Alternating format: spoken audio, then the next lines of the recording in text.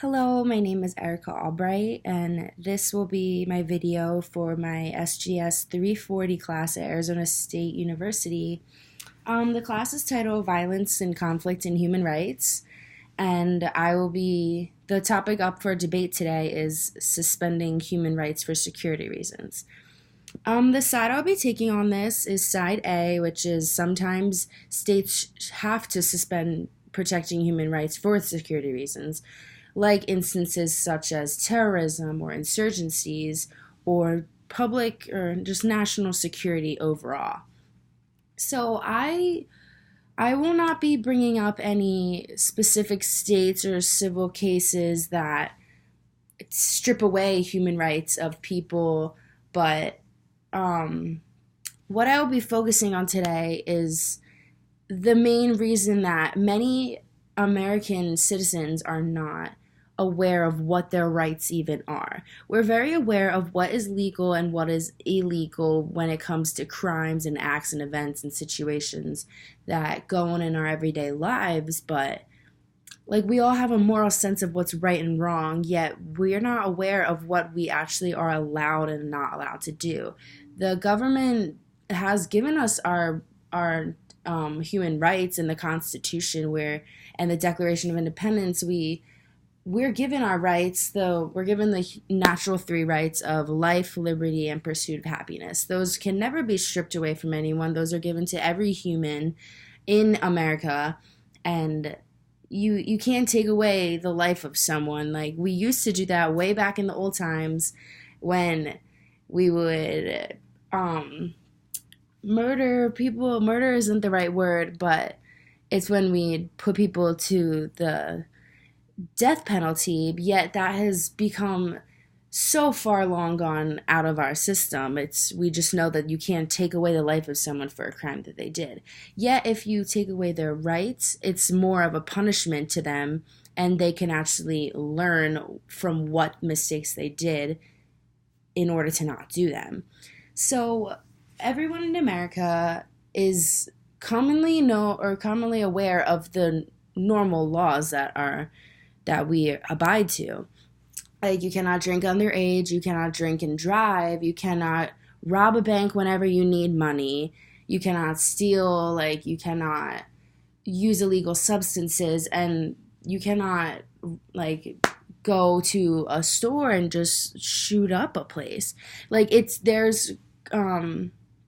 There's consequences to any of those actions, and that's the main reason why we do need to suspend human rights when it comes to situations of security and national emergency. If there's an issue of terrorism, then whoever is involved with the terrorist acts and crimes that are happening, they should be stripped away from their rights if they're living in America, if they are a citizen, and if they are not abiding by the American governmental laws. People are in jail, and people are in jail because they do not follow the law. They commit these crimes, and that is when you strip away their human rights. I don't think that we should strip away rights when it comes to just looking at a certain person, basing them off of their race, ethnicity, or even just their gender or age. I don't think we should strip away rights based off of a group of people. I think human rights should be suspended and stripped away when it comes to evidence being clearly provided that that person committed a crime that was unlawful, was not right, and just harmed American society as a whole. We have people in jail, and that is the main reason why I think we should be stripping away human rights. There's people in jail who still have basic human rights. They have life. They still have their life. They still could have happiness in some way, shape, or form, and they still have food, things given to them. They can get jobs in jail, but I think the main rights that could be stripped away in states of national emergency are the right to free hearing, freedom of speech, freedom of evidence being brought to your case in the court. You have the right to have a lawyer. When it comes to situations like that, those ones are up for debate. The natural rights of life, liberty, and the pursuit of happiness just can never be stripped away from someone. Those are just rights that we are given. That's rights that the Declaration of Independence says they're inalienable to anyone to be taken away, which I agree on that.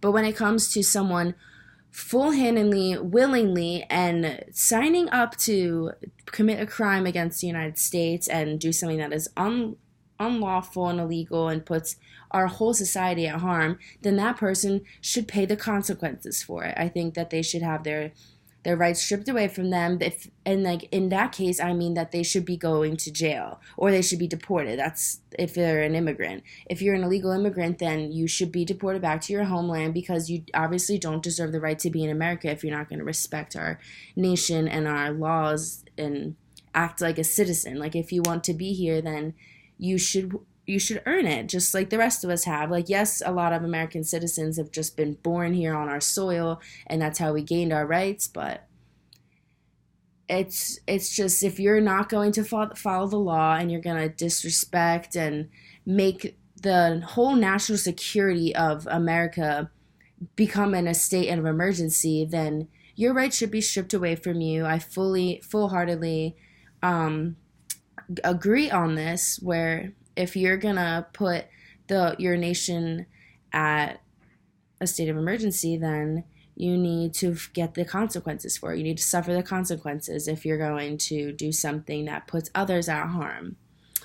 And yeah, so that's my side of the debate. I will be giving another rebuttal video for the reasons why we shouldn't take away security rights, but for now, if you're not going to follow the laws that we have given and the laws that we're very democratic government society, like our nation is very democratic. So we all vote on these laws, we all agree on them, we all keep them for the safety of all of us. Yet if someone's going to commit a crime and do the opposite and believe the opposite, that those laws aren't put in place for a good, beneficial reason for all of us Americans, then your rights should be stripped away from you. That's my side of it. Thanks for listening.